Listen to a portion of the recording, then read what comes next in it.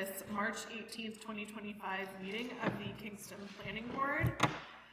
Start with introductions. To my left, Rob Trussolo, Planning Board member, Peter Coffin, Planning Board member. I'm Robin Duguay, acting chair for this evening. To my right is Robin Carter, Land Use Administrator, Ellie Alessio, Selectmen's Representative, Chris Patnod, Planning Board member, Glenn Greenwood, our town planner, and Dennis Quintal, our town engineer. We have one public hearing this evening, which is a lot line adjustment, so we'll start with that.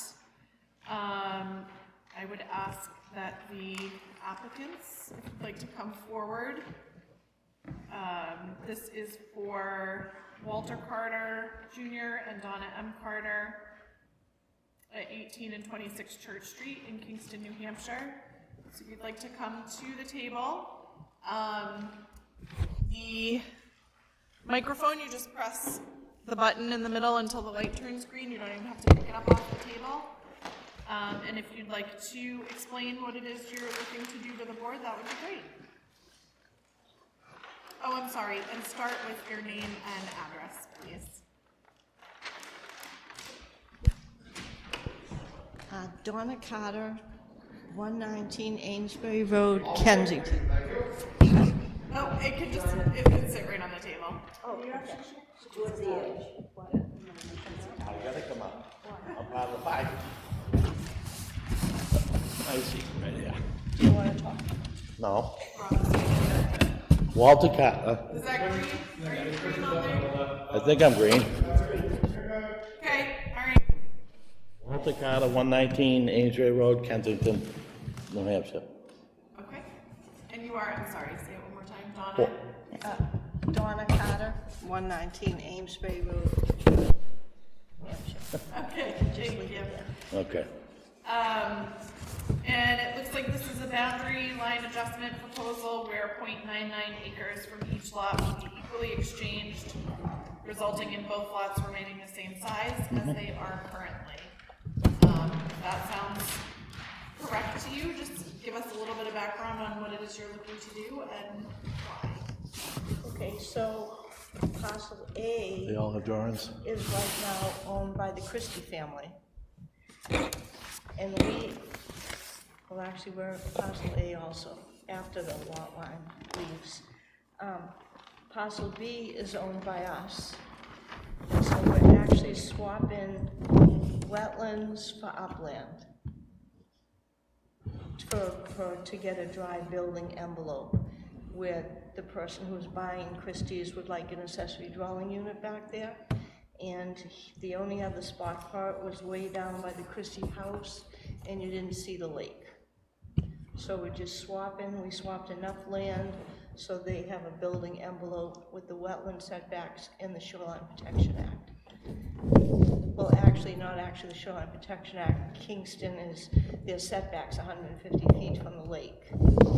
And so we had to go behind the 150 feet, but yes, 75 feet from the wetlands in the back to give them their building envelope. And we had to keep their lot 5 acres, or else we would have had to go to state for approval. Glenn, do you want to go over your comments?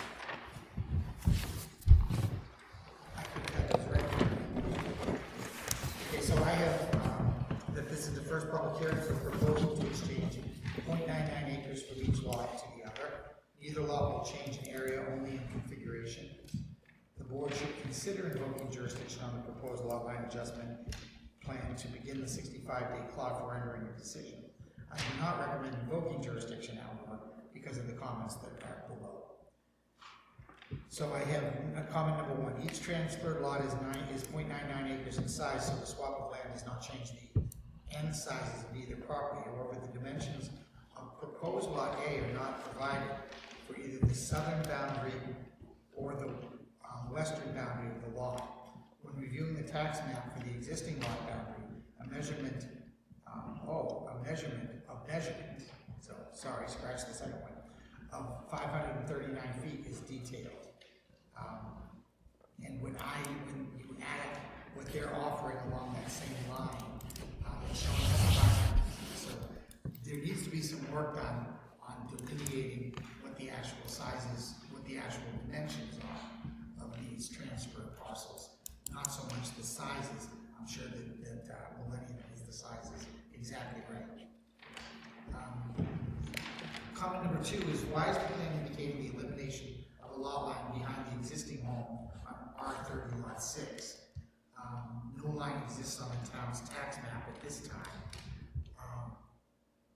So I'm not sure if that's a carryover from a boundary line adjustment at a different time or what, but the tax maps don't presently show a line where they're showing they want to eliminate a line.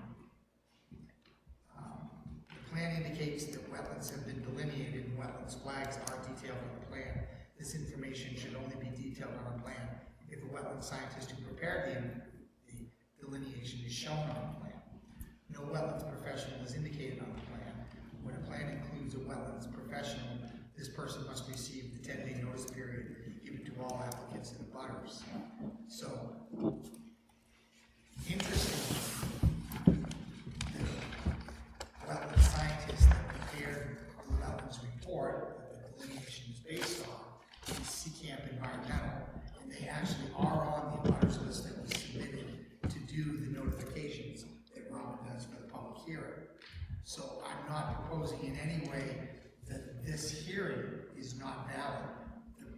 The wetland scientist has been notified, but because there are wetlands delineations shown on the plan, we should have both his signature and his stamp somewhere on this plan. In the locus map, the subject parcel does include the Carter property with frontage on Church Street, which harkens back to my comment number 2.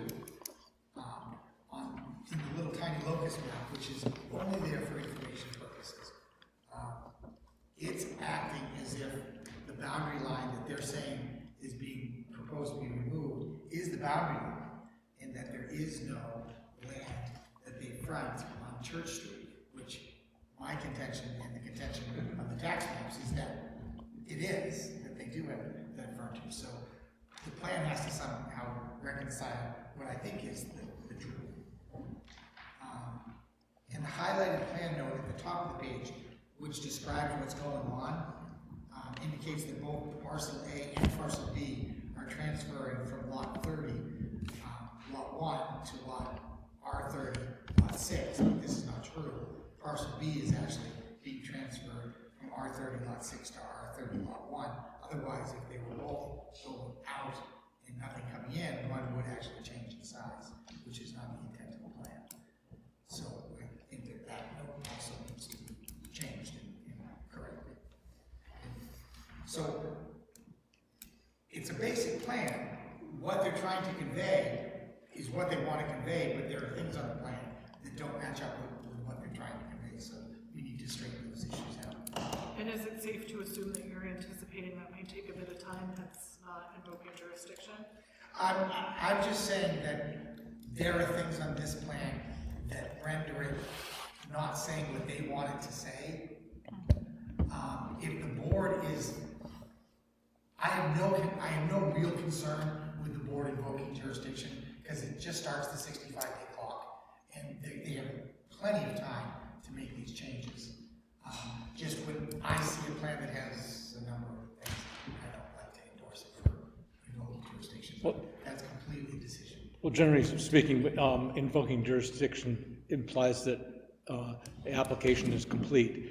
And generally speaking, the list of requirements for the application include things like what surveyor's stamp and signature and stuff. Yeah, the only thing that really, because the biggest issue here is that there's conflicting information on the plan. Right. They provided all the information that's required, other than the wetlands stamp. So it would come down to me saying, on a strict compliance detail, they supplied the wetland study and they actually notified the wetland scientist.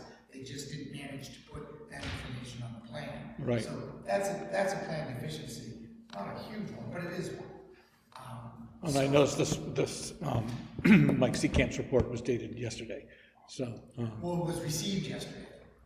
was it on the date that appears on the front cover of the report is March 17th, 2020. Oh, because his. That's what he printed his out. investigation happened way back in October. Right, oh, yeah, I understand that the marking was all done because it made this map. But just that may have not been able to be submitted. So, those are my comments. Excuse me, do you want me to explain Glenn's, or do we move on to Dennis first? I think it might make sense to respond to Glenn's before we move on to Dennis. Yeah. So, on the plan, I'm sure you just overlooked it because it's not where you would think it would be, but that 39 feet is just above the Greenwood Pond label. I know, it's way out of the way. It's way out there, yes, okay, thank you very much. So that is the 539. Yeah. And then if you go down to the frontage on 26 Church Street, and But just before you leave that one, Okay. that doesn't explain why there wouldn't be a designation of a length of parcel A. well, I think, see those stars that are there? Yeah, All those lines are eliminated when it's done. So, but he did forget to put the southern section of parcel A. that's what I'm Yeah, saying. that's the one that needs to have one, but the other ones are gonna be gone. Oh, I completely understand. Okay, And that southern part of parcel A should say proposed lot line, and then give the Right, length of proposed lot that line, because it's not there. Because it was a little confusion about, because it's a really continuation of the line from the northern part of that road intersection, all the way out to the line that intersects A and B. So that it looks like that was the original lot line, and the starred lines are the new ones, but, I mean, you can figure it out by the parcel B says proposed lot lines on 3 sides.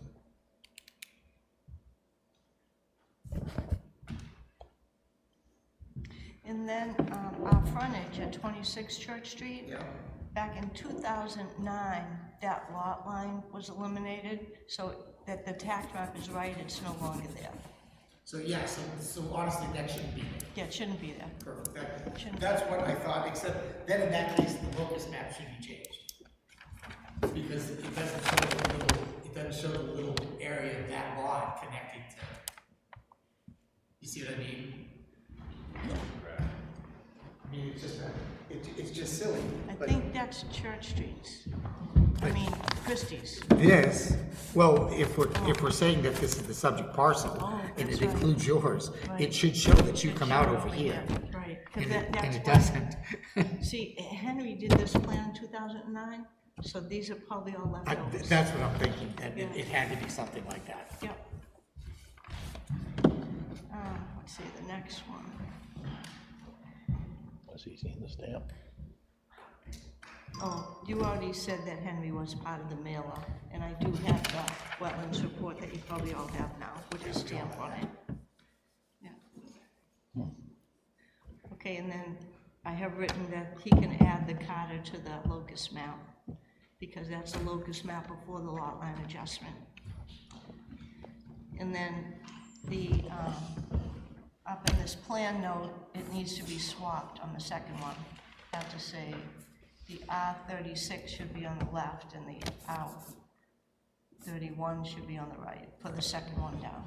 And I think that was all yours, right? Yes, yeah. Dennis, would you like to read your comments? Certainly. Okay, so I offer the following comments, which are, some of them are similar to what we've already talked about. So, number one was the plan note should correct the statement of parcel B from 30/6 to 30/1. The proposal is an equal transfer of land. The result will provide more upland area to the smaller lot, R30/1. Number two, the abutter R3033, which is on the left-hand side of the sheet, says, I think that's supposed to be Southeast Land Trust. Damn, I didn't see that. So it's just a spelling thing. I dealt with this. Number 3, the north arrow refers to a recorded plan that should be listed under plan references, which is just a drafting thing. Number 4, the plan shows the edge of wetland flags, A1 to, and we just talked about that a function and value analysis should be provided, which we got a copy of that, and it verifies from Patrick Seacamp that there is supposed to be a 75-foot wetland setback, so that verifies that. And again, like Glenn said, his stamp and signature should be on the plan. Number 5, parcel A has lot line dimensions missing. Number 6, the lines of parcel A should be labeled to be eliminated. Now, I know he's got these stars along the property lines. I mean, I looked at the plan first, it almost looked like those were trees that were on the property line, so it was a little bit confusing to me, so it'd be easier if it would just said lot lines to be eliminated, just so there's no confusion in the future. Number 7, section 905.14C, 15, the plan should state the error of closure should not be less than 1 in 5,000. And there's a few lines through text, and the locus map, some of the letters are really close to the locus area, so things like that will have to make sure that the Mylar doesn't have any conflicts when we go to record it. Other than that, I think that all my comments basically are drafting things, and I think that easily can be checked off as far as I'm concerned, but I know that whatever Glenn wants to make sure that these things can be done and make sure they're done before the Mylar gets finalized. Those are my comments, thank you. Would you like to respond to Dennis's comments before we? I did talk to Henry Boyd about it and to Dennis, and it's just something that's changed when you do the Mylar, Okay. right? Yeah, they're just drafting things, and it's just a matter of addressing the comments, that's all. Perfect. So we will move to public comment. Is there any member of the public that would like to comment? No? All right.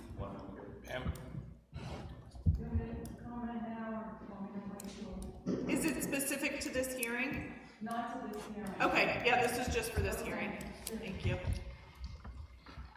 So we will both open and close public comment at 7:04. Can I ask a question about, so is there a purchaser whose purchase is contingent upon approval from the board for this lot line adjustment? Yes. Okay.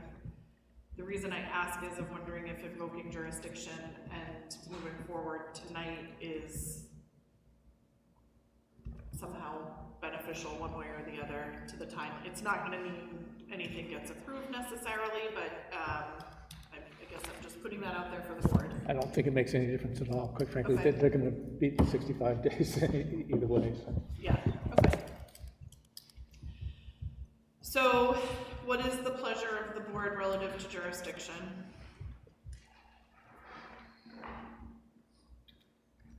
I'll go with Glenn's recommendation.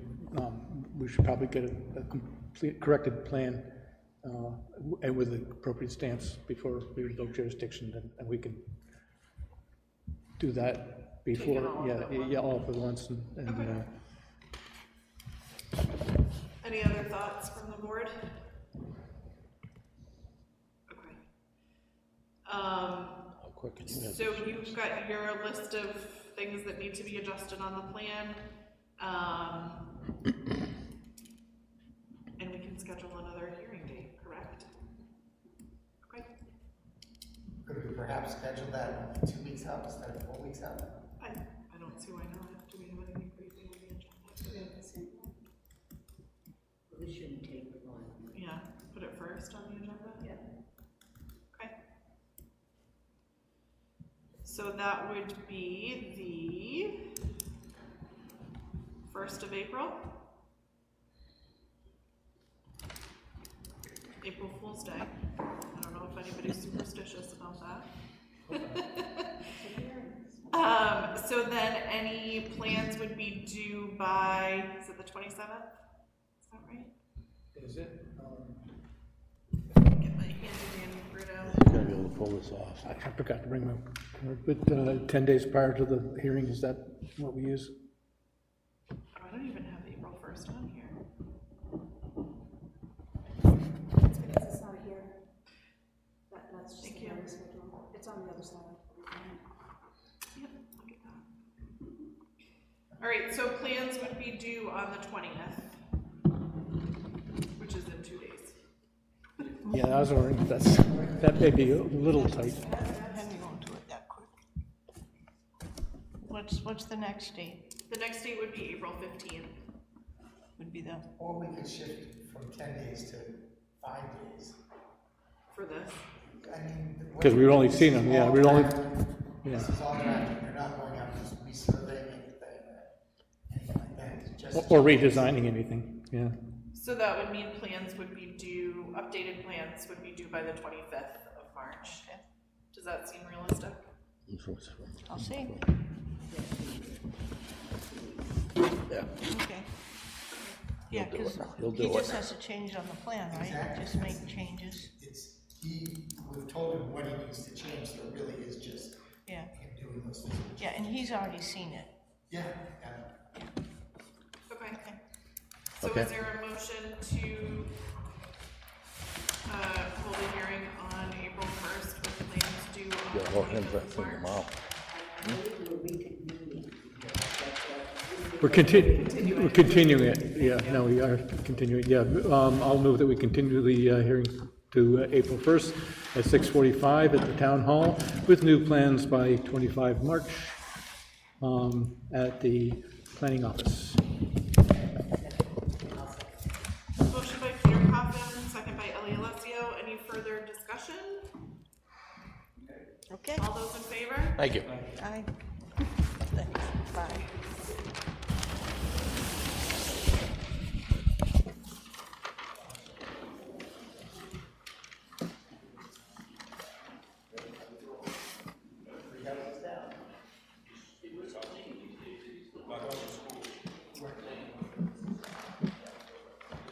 All right, next up, board business, we have the acceptance of the February 18th, 2025 minutes. Seconded. Motion by Ellie, second by Peter. Any further discussion? All those in favor? Aye. Aye. Any correspondence? So it looks like we've received some, and I see that Pam is here in the audience. Pam, did you want to come up and review what it is we're hoping to talk about tonight? So you need to just press till the green button and then name and address, please. Yeah, Pam Brown, 23 Sunshine Drive. As one of your state reps for Kingston, I just wanted to update you quickly on the housing bills up in Concord. There are several bills to improve the supply of housing, and it looks like they're trying to deregulate the housing market, which means reduce zoning restrictions in municipalities. So deregulation can be one person's removal of excess regulations can increase liberties, and it's another person's attack on local control. You can see there's a conflict going on, and I understand that. But there are 3 bills that could affect us so far that I'm aware of, and the first one is House Bill 685. This one could impact our town because it requires that municipalities permit manufactured homes in residential zones and overrides local ordinances. So I checked our ordinances. I read through them this week, and I noticed that we do prohibit them in our residential districts, in our single-family residential district. Correct, but not in our rural residential district. Okay, so I did notice it was limited to, in one of the sections, and this bill has not been passed yet. It's now going to the House, to the Senate, and it might die in the Senate committee. It may not even be passed, but that's out there. The other 2 bills, I checked our zoning ordinances, and it looks like we would not be impacted by the bills. 631 requires that towns permit multifamily housing on commercially zoned land. And I read through the 3 ordinances we have for commercial zones, and I did not see any conflict with our current zoning laws, but again, you may want to review those. That's not correct. Yeah, that's We not. actually only allow multifamily in one commercial zone. In Zone 1, we allow it for multifamily. Correct. And in Commercial Zone 3, there's a single location that was done by, and both these were done by warrant articles, which is important to consider. And that was for beyond 1,000 feet and for over 55 communities only. And in Zone 2, it's prohibited. Now, you made a note here on your comment sheet that it's not, that is not does not explicitly prohibit multifamily dwellings or workforce housing. And that is, it does prohibit residential, which is, multifamily is residential and workforce housing is residential, so it is specifically prohibited. It's not a. Well, that's my mistake then. I did read through, and it looked like you had differentiated between residential housing and multifamily housing, and they were distinguished, so I thought maybe they were considered. Only in Zone 3, yeah, Zone 1, I mean. Okay, so it's a good thing I'm not on the planning board. Anyway, the zoning ordinances are a little confusing, but I did try to see if there was any conflict. And again, this is what's going on in Concord. There's a huge rush to pass bills. It's either deregulate or subsidize housing. And if we put in, there was one bill for $10 million to stimulate the housing market with tax dollars, a subsidy. And of course, when you stimulate one sector with tax money, the money's taken away from another sector, which depresses that other sector, which is why I'm Republican. Anyway, we're not going to do any subsidies, but we are trying to find ways to improve the housing supply with deregulations.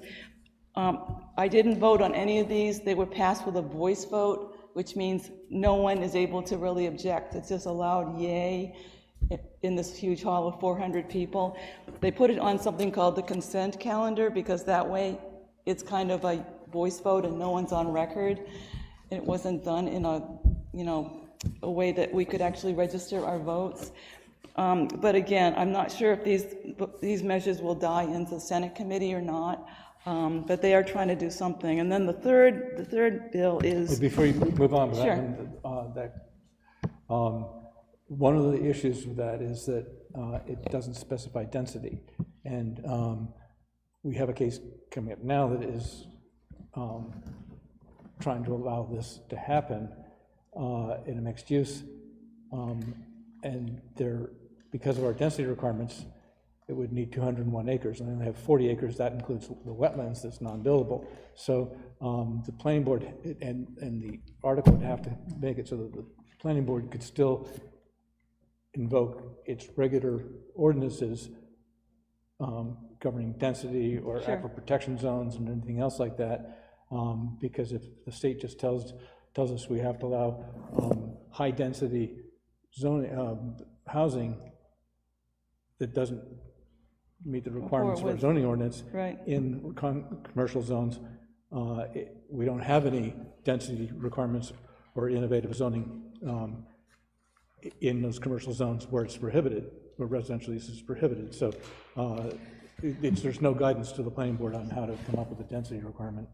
Well, I do. I have attached the bills, the amended bills, if you'd like to review them later on. Yeah, actually, I did look them online, and that's Sure. one of the things that's missing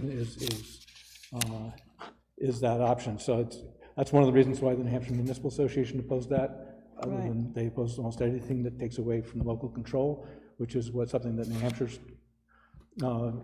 allowed towns to have. And I Right. appreciate exactly why you're coming here to us now is to hear all that. And you're the first person who's ever done that. So. Well, I'm not actually on the housing committee myself. I'm on understand, the but- education funding committee. But you're still the But I house did committee. notice these are being rushed through, and I wanted to make sure that you had time to review some of the language.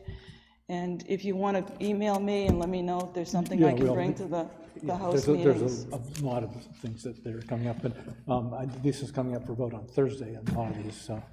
So, let me see, this Thursday, 6:31, will be up for a consent calendar voice vote, which means it was unanimously approved, which most people are just gonna go yay, and it'll move on to the Senate. Even if one person yells out no, and everyone laughs at them. On the consent calendar, I think they put it on those calendars for a reason, so that there's no real objection Accountability. to it. To discuss, there's no debate. You Yeah. don't know who votes. Zero accountability. Right. Not nice. So we are trying to get some of these on the regular calendar instead of consent, so that it has to be debated and people understand what's happening and how it's really not a complete bill. It has a lot of issues that need to be addressed. Exactly. But hopefully the Senate will pick up on what's lacking or the issues, and, you know, they're pretty good about going over these bills after we pass them. So the last one there has to do with accessory dwelling units, and again, I might be mistaken, but I didn't see anything that would be incompatible in our ordinances, but I may have misread the ordinances. I think you're right, in that we already allow detached ADUs.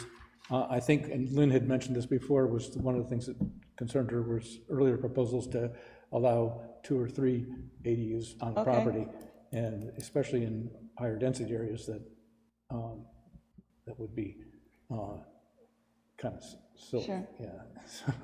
You know.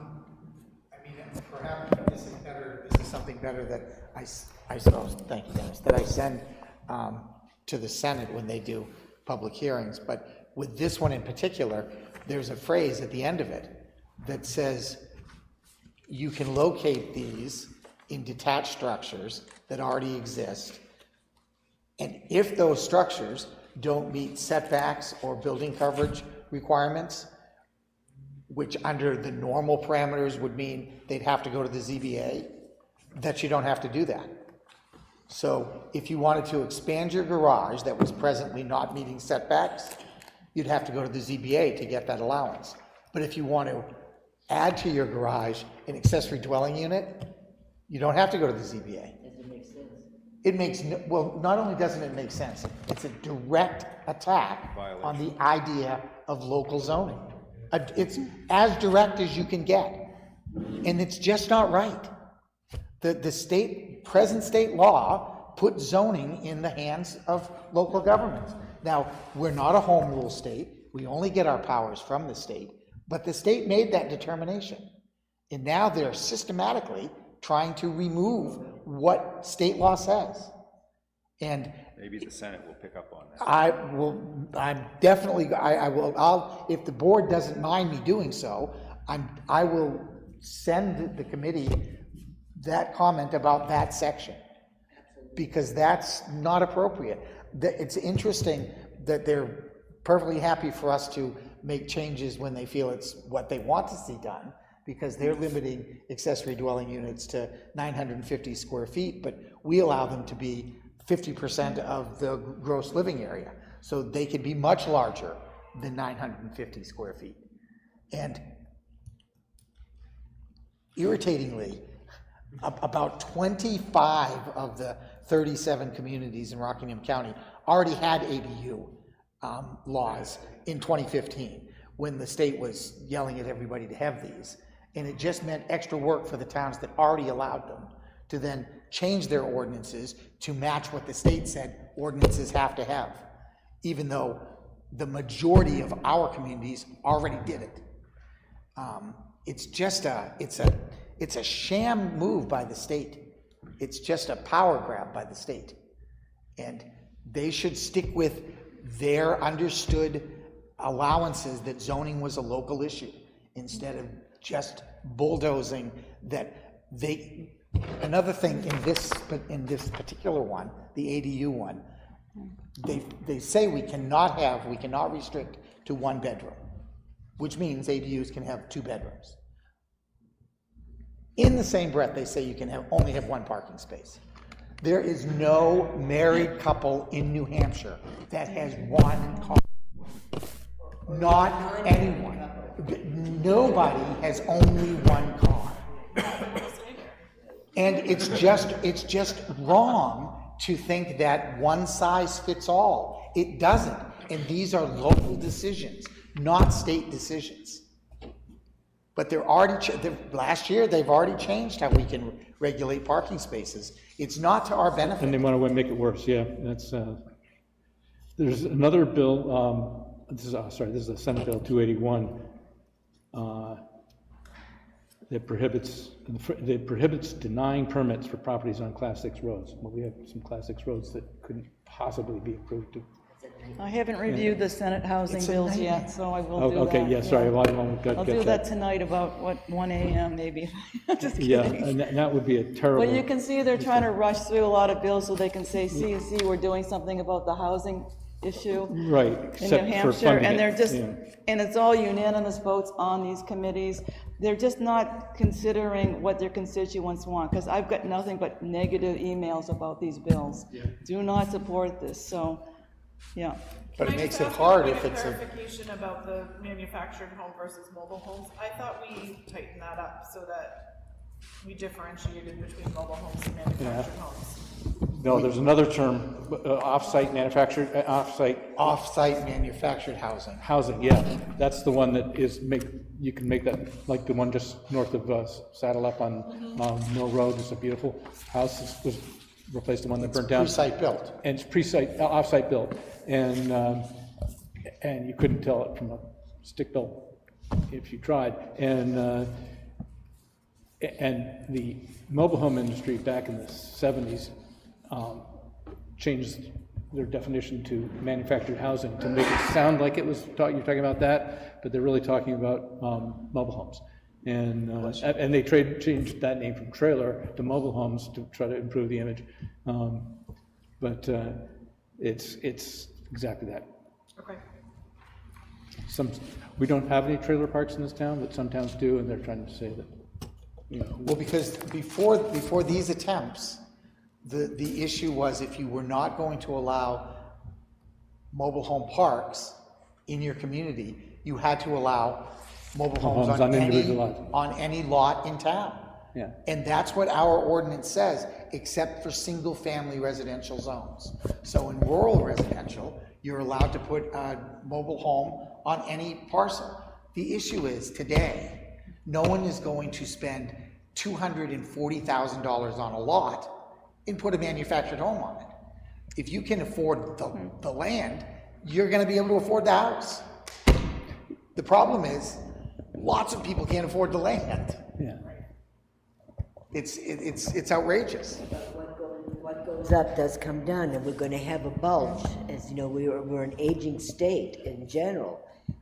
And us 70-something-year-olds are not going to live 30, 40 years. They're not. So I'd like to, but And I'd like you to. Thank you. But that bubble is going to burst, and then you're going to have a lot of homes available, and the prices will come down. And one of the things that this has gone away now, but the back again in the early 70s, mobile homes could be registered as vehicles and would be, so that you could bring in and put a mobile home on your lot and put it up and jack it up on cinder blocks or whatever, and the municipality could not tax it as real estate because it was a vehicle. And so I think that's one of the things that started making all these ordinances. But I think that issue probably has gone away, but changing it to manufactured homes doesn't make it not a mobile home. Well, if you'd like me to testify about anything, let me know. Okay. I've got a lot of bills I'm looking at for my own committee, but if there's something you want me to talk to the Senate about, I can do that. And I also wanted to recount this little warning about manufactured homes. There's a town, Charlestown town up north, and they have 11 mobile home parks, 11, more than any county in the state has. And they wanted it to be affordable housing for seniors. Then families asked to buy their mobile homes because families could afford those little houses. And the court overruled the town, and they had to sell those mobile homes to families. So the school budget went way up, but the assessed value did not go up with the school costs. And now their mill rate is 36 per thousand. It's huge. So that is the tale of what happens when you put in too many mobile home parks, I guess. Now they're trying to bring back what are called donor towns, towns with high assessed value, to donate some of the tax money to low assessed value towns. They're called donor towns, and there's a huge blow up going on right now because, I mean, honestly, if you have a low assessed property value town, maybe you should run for planning board instead of asking other towns to provide subsidies, Yeah, if you know what I mean. I do. Live free or die, so it's a huge issue right now. But anyway, I'll try to keep you appraised of what's happening. Thanks, Beth, thank you. Thank you, Brian.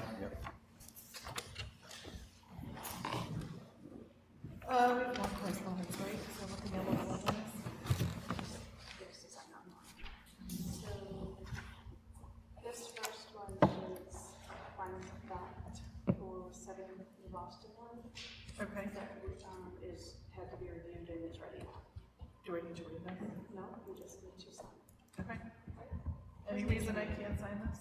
No. It's kind of like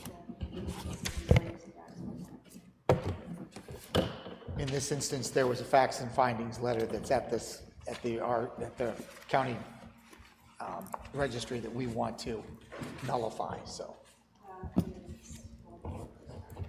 This is the hydrogeologic study at the Sanford Seminary project. And that's that's the time she put in before she conflicted out. Got it. So there's. But even with this payment, what the people that are agreeing to do the study for us have agreed to be their upper cost is, when you add the two together, it's less than we presently have in the escrow account for Okay, them. good. Any reason why I shouldn't sign this? No. Okay. You were really asking the board that, weren't you? I was asking anyone. Anybody said yes, there was no reason Who to. wanted to weigh in, Glenn? So Glenn, that findings of fact, you said nullifying one at county. It's for the 7 New Boston Road that had the letter of facts and findings from 1991. But when we did the site plan review this year, Yeah, the board said also do a letter of facts and findings nullifying that old facts and findings. right, the Or one else about no when septic, someone did a mortgage search- nobody working on the property and nobody. Exactly, Yeah, I exactly. remember that one, thank you. And if we did do that, if somebody did a mortgage title search, they'd see this thing that said, no, you can't have a septic system or a well. Well, they're already there. So we wanted to make that clear. Okay. Lastly, it looks like there's an invoice from someplace called Civil Construction Management for review of, it's like site inspections, sorry. 3 site inspections. This is, the, Should that invoice be sent to the selectmen or the planning? Because once the plan is approved by the planning board, I don't know, I assume that I'd be. you're working for the select. Planning board of the town, I'm working for the town, but I just don't know whether to send it to the selectmen or the This planning. is the trailer place on 125. Right, CJ right. The refrigerated CJ&J, and once we approve plans, it still has to be monitored. And there's supposedly an inspector from the state that's supposed to do a weekly inspection, and Dennis does an inspection frequently, and question is whether that comes out of the escrow Did they account. establish a bond that included your planning price? board? Yeah. There's a bond. There's a in bond place. that There's we, a bond in place. I that we just didn't know whether require. So yeah, he definitely should send that to us. Yeah, because we always have in the So past. is it a bond by the planning board? Yeah, yeah. So the invoice gets sent to the planning board? This is Construction the right bond, all the way place. through construction, yeah. So you had it right. I was hoping I did, but I just wanted to be sure, because it's a question I had in my mind when I was making out the invoice, that's all. Usually what happens is your spreadsheet gets sent to the planning board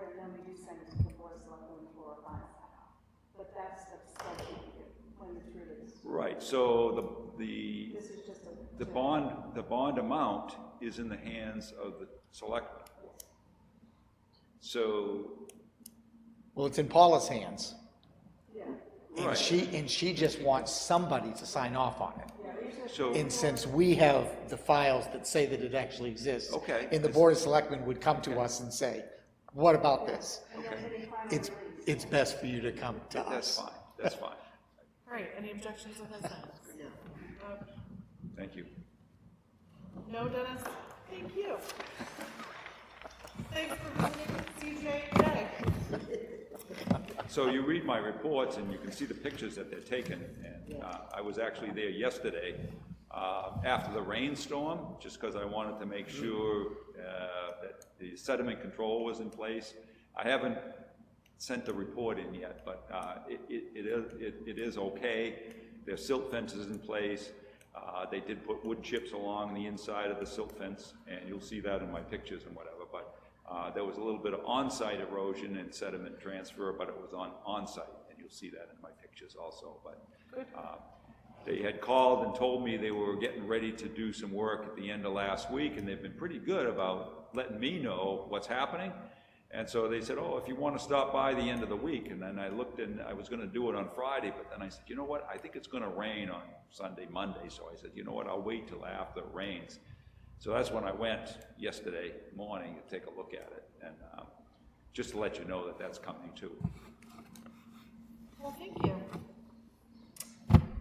Any other business for this evening? No? Hearing none, we are adjourned. It's 7:00.